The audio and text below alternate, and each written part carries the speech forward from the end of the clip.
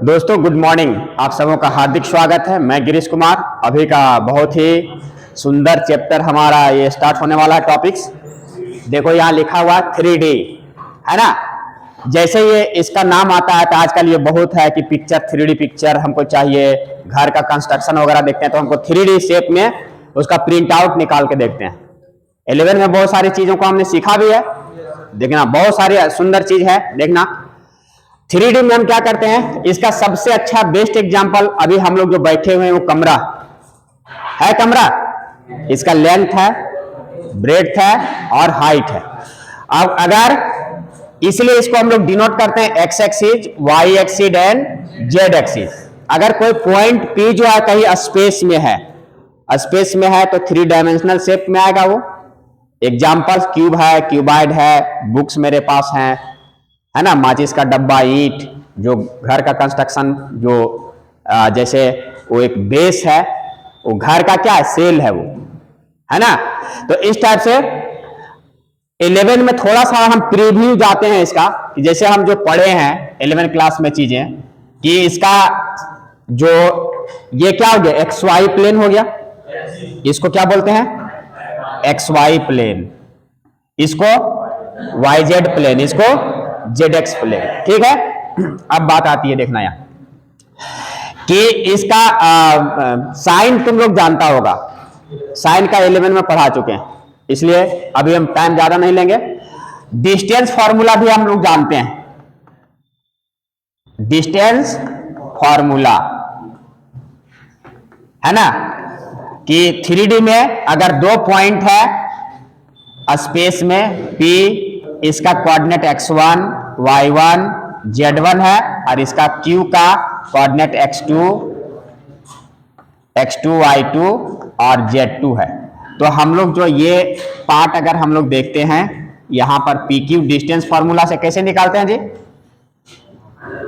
x2 minus, जैसे हम लोग 2D में करते थे ना, बस यहाँ थर्ड कोऑर्डिनेट खाली बढ़ जाएगा, y2 माइनस y1 का प्लस z2 माइनस z1 का होल स्क्वायर। ये सब हम पढ़ चुके हैं, ये फॉर्मूला याद रखना। Section formula,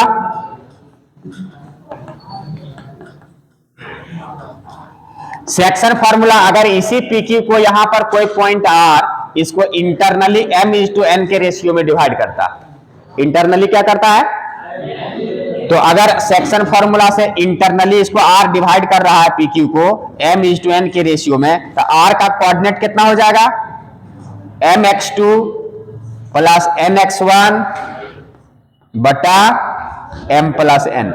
similarly my2 plus ny1 upon m plus n और mz2 प्लस nz1 बटा m प्लस n। ठीक है। तो इस टाइप से ये क्या हो गया, सेक्शन फॉर्मूला निकलेगा। लेकिन अगर ये एक्सटर्नली डिवाइड करेगा तो यहां पर सिर्फ माइनस हो जाएगा, होगा ना। ये सब थोड़ा सा देख लेना पीछे से, क्लियर यहां तक। दोस्तों अभी जो हमको पढ़ना है डायरेक्शन कोसाइन, ये बहुत कंफ्यूज होता है स्टूडेंट्स, इसको ध्यान से सुनना कि अगर एक्स वाई जेड एक्सिस है ना, इसको इधर से बढ़ाएंगे, इधर पीछे, इसका पीछे ले जाएंगे तो ये x डैश होगा, y डैश होगा, z डैश होगा। ये थोड़ा सा कल्पना करना, क्लियर यहां तक। और बहुत बढ़िया एग्जांपल है कि आप क्यूबाइड में इसको चेक करके देखना, वो 11 क्लास में पढ़ाए भी हैं, एक बार उसको देखना। यहां अगर कोई पॉइंट स्पेस में है, अगर ये positive direction of x axis, y axis और z एक्सिस के साथ अल्फा एंगल, किसके साथ, ये OP जो है ये किसके साथ, x एक्सिस के साथ कितना एंगल बना रहा है, अल्फा, y के साथ बीटा, z के साथ गामा, है ना। कि late Pxyz be any point on a space and then OP, if OP makes the angle alpha, beta and gamma with positive direction of x y and z axis respectively, then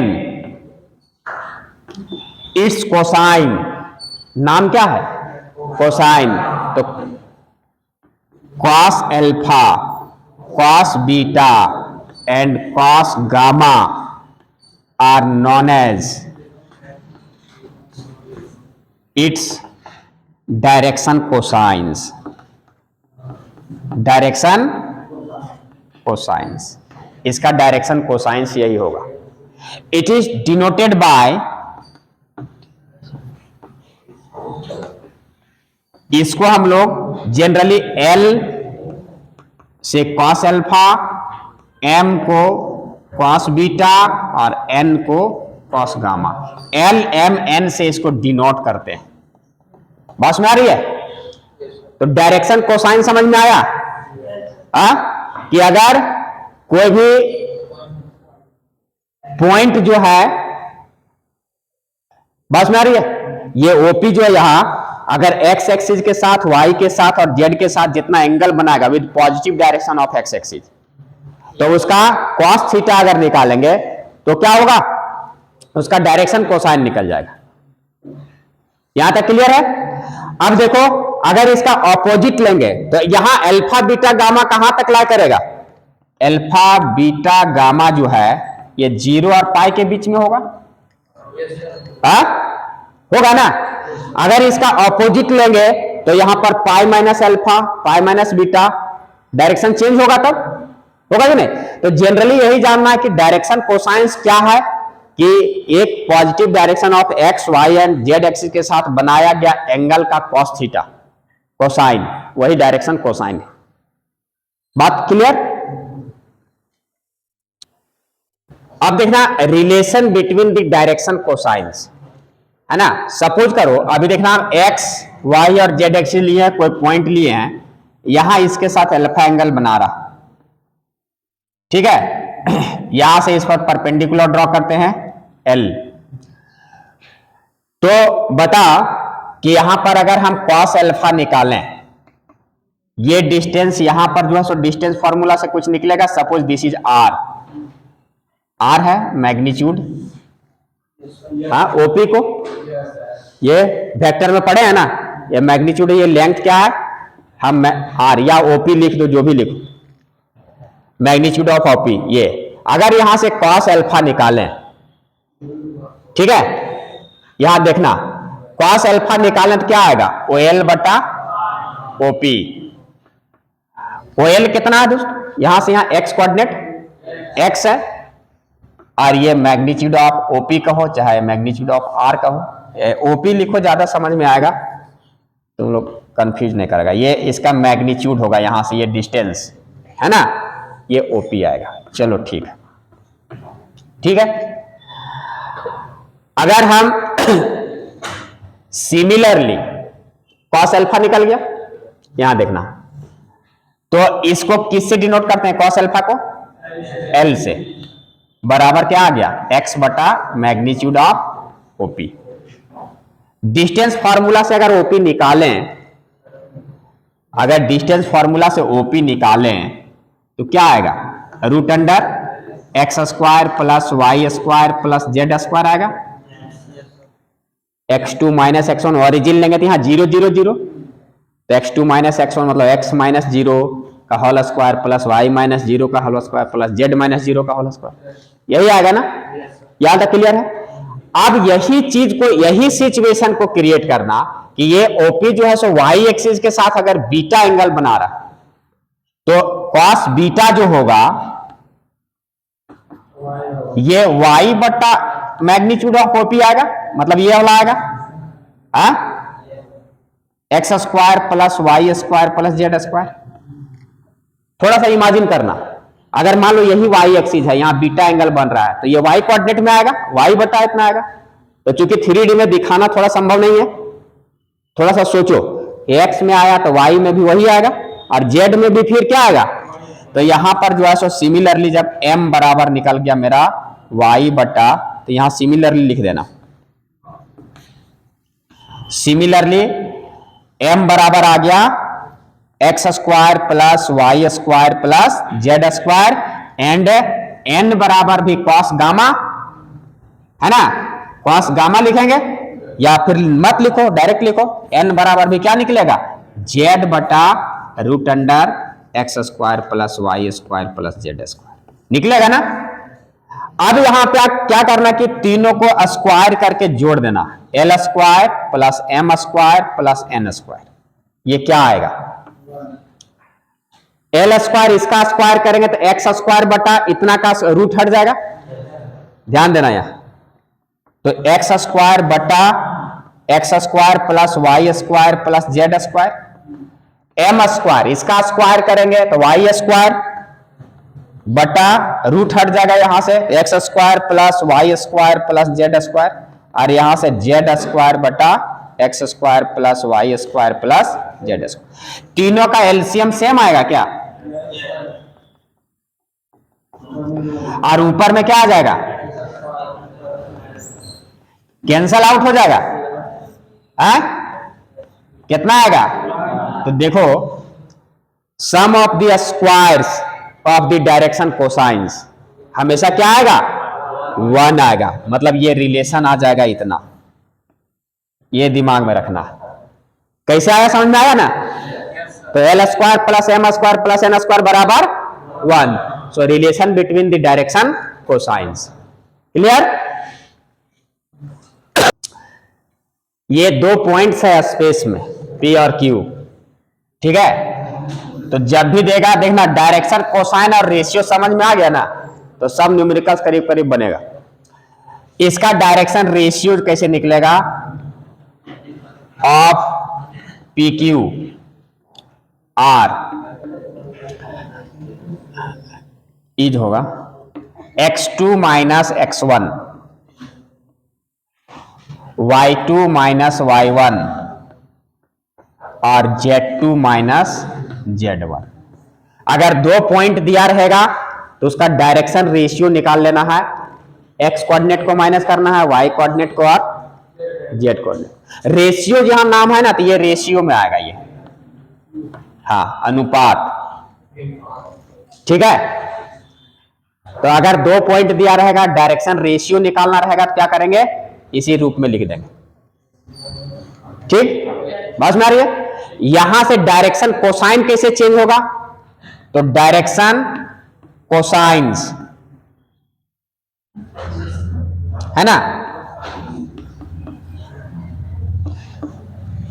direction cosines of PQ, इसका direction cosine कैसे निकलेगा, यहां देखो x2 minus x1 है, ये PQ का magnitude से भाग दे दो,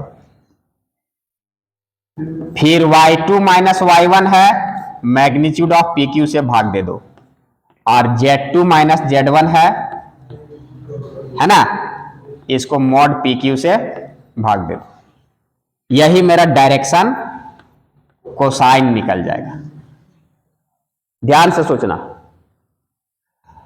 ये मॉड PQ मतलब क्या, मैग्नीट्यूड PQ मतलब क्या, अरे डिस्टेंस x2 माइनस x1 का, y2 माइनस y1 का और z2 माइनस z1 का, समझ में आ रही है बात। तो अगर डायरेक्शन रेशियो दिया हुआ है या डायरेक्ट 2 पॉइंट दिया हुआ है तो उसका डायरेक्शन रेशियो निकालना है, तो रेशियो सिर्फ निकलेगा इस तरह से, माइनस कर देना है x2 minus x1 ratio y2 minus y1 ratio z2 minus z1। अगर इसका हमको कोसाइन निकालना है तो इसका मैग्नीट्यूड ऑफ PQ से डिवाइड कर दो, क्लियर यहां तक है ना, सही है। जैसे 2 पॉइंट जब भी दिया रहेगा, अभी एक एग्जांपल निकाल के दिखाते हैं, जैसे मान लो कि 2 पॉइंट है यहां P इसका 2 3 4 और Q 4 5 6, कहेगा इसका डायरेक्शन रेशियो निकालिए, तो कैसे निकलेगा, 4 माइनस 2, 5 माइनस 3 और 6 माइनस 4, दैट इज 2 2 और अरे सब सेम आ गया, दैट इज इसको हम लोग सेम 1:1:1, इसका डायरेक्शन रेशियो आ गया। ठीक है, कोसाइन निकालने के लिए बोलेगा डायरेक्शन कोसाइंस, तो क्या आएगा, जैसे ये 1 आया और रूट अंडर इसी का स्क्वायर करके क्या करेंगे, x2 माइनस x1 का होल स्क्वायर, तो यहां पर कितना आएगा, ये 2 आएगा, हाँ उतना ही का आएगा ना, तो यही आएगा, मतलब ये सिंप्लीफाई करने से जो आएगा 1 square plus 1 square plus 1 square. ठीक है, मैग्नीट्यूड से क्या करेंगे, डिवाइड कर देंगे, यहां कितना आ जाएगा, 3 आ जाएगा। एल एम कितना आ जाएगा, ये भी 1/√3 आ जाएगा। एन कितना आ जाएगा, ये भी 1/√3 आ जाएगा। ठीक है, तो इस टाइप से हम डायरेक्शन कोसाइंस निकाल लेंगे। अभी एग्जांपल हम देखते हैं,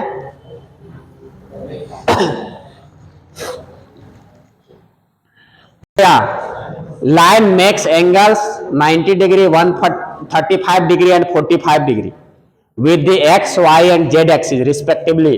Find its direction cosine. तो डायरेक्शन कोसाइन डेफिनेशन से पता क्या निकालना है, वी हैव डायरेक्शन कोसाइंस, है ना, क्या होगा लिखो ना, direction cosines L cos alpha, तो एल्फा क्या था, एक्स एक्सिस के साथ जो एंगल बना रहा था, यहां कितना बना रहा है, तो यहां पर cos 90 डिग्री, मतलब क्या आएगा, m cos बीटा, इतना डिटेल्स लिखना नहीं, हम समझा रहे हैं, cos 135 डिग्री, और cos 135 का वैल्यू, हाँ cos 135 का वैल्यू लिखने के लिए 90 प्लस 45 मतलब sin 45, लेकिन सेकेंड क्वाड्रेंट में आएगा तो ये माइनस लग जाएगा, 135 किस में चला जाएगा, सेकेंड में कॉस क्या होता है, नेगेटिव, यहां नेगेटिव, -1/√2 और n कॉस गामा, ये एक्स एक्सिस के साथ कॉस 45 डिग्री, कितना आ जाएगा 1/√2। तो डायरेक्शन कोसाइंस लिख देना डायरेक्ट, 0 -1/√2 और 1/√2, आंसर हो गया, डायरेक्शन कोसाइन निकल गया। ठीक है,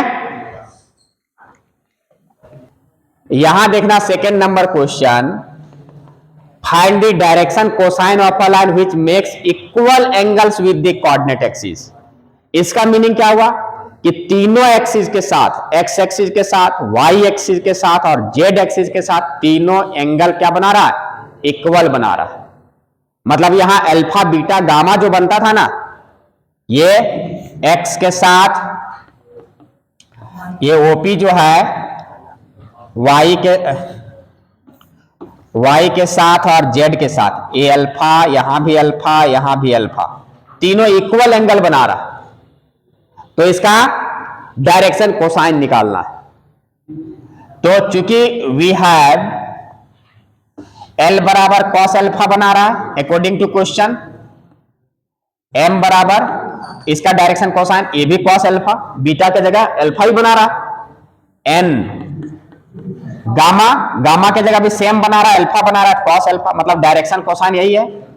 बट वी हैव, यहां से लिखो, we have L square plus M square plus N square का ये रिलेशन जानते हैं, 1 होता, तो यहां से देखो कॉस स्क्वायर अल्फा, ये भी कॉस स्क्वायर अल्फा, ये भी कॉस स्क्वायर अल्फा बराबर, तो 3 कॉस स्क्वायर अल्फा बराबर कॉस स्क्वायर अल्फा बराबर, इसलिए कॉस अल्फा बराबर आएगा, और तो अल्फा बराबर क्या आ जाएगा, कॉस इनवर्स। ठीक है, तो ये डायरेक्शन कोसाइंस निकलेगा। अब यहां बैठा दो cos अल्फा का मान, एल एम एन कितना निकल गया, हाँ प्लस माइनस यहां पर डाल देना, तो सब cos अल्फा cos अल्फा cos अल्फा तीनों यही है ना, तो इसको करने की जरूरत नहीं है, यहां सिर्फ यही निकल गया। तो इसका मतलब L बराबर M बराबर N बराबर कितना निकला, cos अल्फा सब है, कितना निकला प्लस माइनस 1/√3 आंसर। देखो इतना निकलेगा डायरेक्शन कोसाइंस। ये कंडीशन समझना पड़ेगा, जो बताएं उसको दिमाग में लेके कहां से आएगा कंडीशन, ठीक है। थोड़ा सा ट्विस्ट करेगा क्वेश्चन, उसके अनुसार ढलना पड़ेगा। बात में आ रही है? तो ये इसके बाद इसमें और कुछ क्वेश्चंस है, जितना थ्योरी बताए हैं उतना ही का क्वेश्चंस इस चैप्टर में है, सारा बन जाना चाहिए, साइन हो जाना चाहिए। यहां तक किसी को कंफ्यूजन नहीं है? तो अब जब डायरेक्शन कोसाइंस रेशियो अच्छी तरह से पकड़ में आ गई बातें, तो अब हम स्ट्रेट लाइन का अलग अलग इक्वेशंस बताएंगे, जैसे हम लोग 2D में पढ़ते थे उसी तरह अब 3D में भी हम लोग पढ़ेंगे। तो मेरे साथ बने रहें और पढ़ें और आगे बढ़ें। अभी एकदम सिंसियर होना बहुत जरूरी है, क्योंकि एग्जाम बहुत नजदीक है। तो अपना अपने समाज का ख्याल रखें और पढ़ाई जरूर करें। इसी के साथ हम इस सेशन को ब्रेक करते हैं, मिलते हैं नेक्स्ट सेशन के साथ। तब तक के लिए अलविदा, और बहुत सारी चीजें आप ख्याल रखें अपना, पढ़ें आगे बढ़ें। बहुत बहुत धन्यवाद। वीडियो पसंद आए तो लाइक शेयर एंड सब्सक्राइब जरूर करें। जय हिंद, जय भारत।